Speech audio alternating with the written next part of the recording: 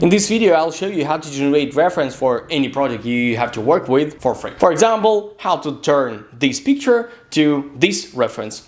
And then using the lesson from this channel or from the big professional visualization course, create amazing renders like this. First of all, the most important idea. You have to have reference for each single project. Why? Because that is easiest way to reach higher result and meet deadlines and do it quicker. Because we live in a time when everything have to be quicker than 10 or 20 years ago. Not enough to make one picture a day. You have to be ready to make 5 pictures a day in the way higher quality. So let's get started. I asked some of my subscribers to send me pictures I'm gonna work with in this lesson. So I've got 4 pictures, for now a little more, but that was urgent, so I decided not wait more. First one that is quite good to show you that method. I have to start work with Forge UI, and while it's opening, I want to share with you another idea. First, you have to understand, work with references and let's say copy references, that is the skill and you have to improve that skill.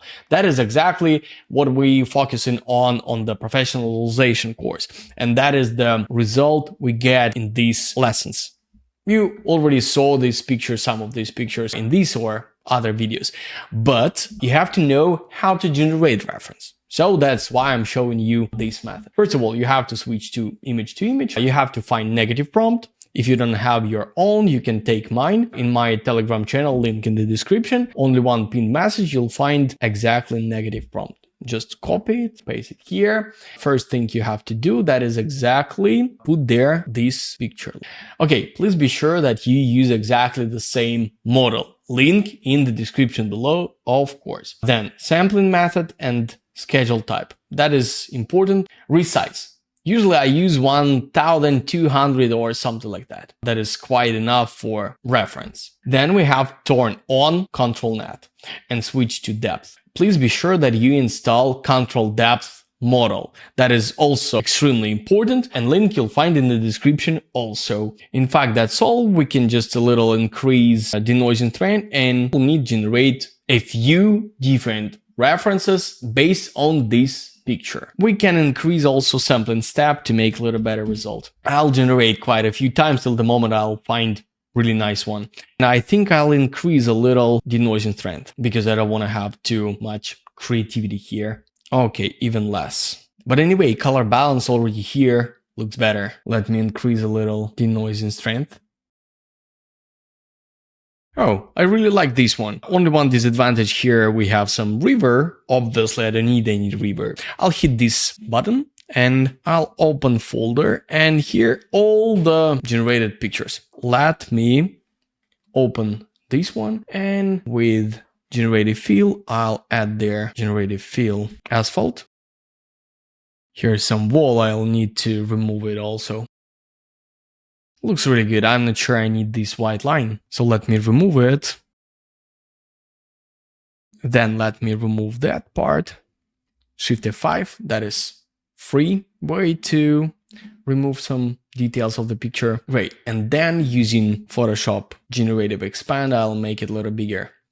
I want to get a little more sky like that. Generative Expand. And let's wait a little. So that's really looks good. I want to take another one.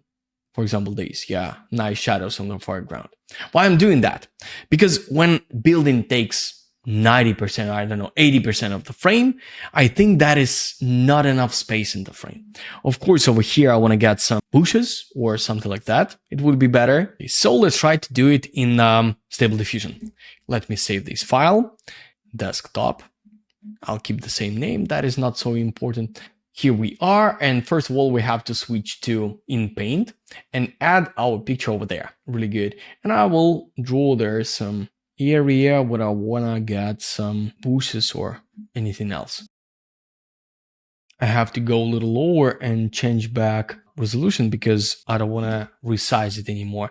170, maybe that is a little too much, but anyway, I have to start with something, and I definitely have to remove ControlNet. I don't need it. So yeah, maybe a little higher denoising strength, maybe not, I don't know. The worst thing about any AI that is they generate some random stuff and we can't be sure that is definitely would be amazing exactly this time. But actually right now it looks not bad. Eventually. Really good from the first try. Amazing.